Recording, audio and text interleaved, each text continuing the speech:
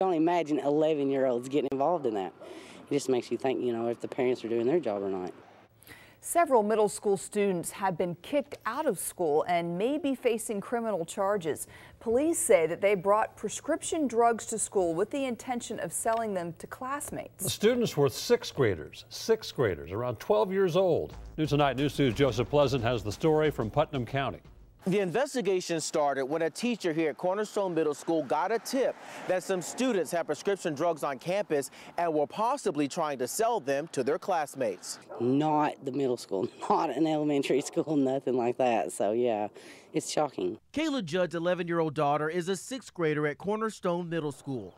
Her daughter told her some kids got into trouble at school, but Judd didn't know what they were accused of doing. According to school officials, 4 boys and 1 girl, all sixth graders, were trying to sell pills on campus. Some of the drugs were prescription, some were over-the-counter medications. Some students on campus took the drugs but didn't get sick. They got the DARE program.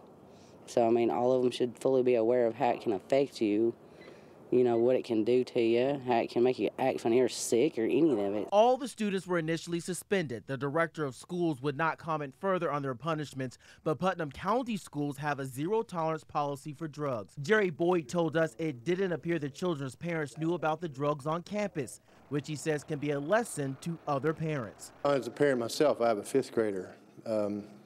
We all as parents need to remember that any medication needs to be secure. Judge says she is planning to talk to her daughter again about drugs, a conversation she's surprised to be having with an 11-year-old. Boyd tells us that the school-level investigation is complete, but that doesn't mean those students are out of the woods yet, because police are now investigating to decide whether or not there'll be criminal charges filed. In Baxter, Joseph Pleasant, Nashville's News 2.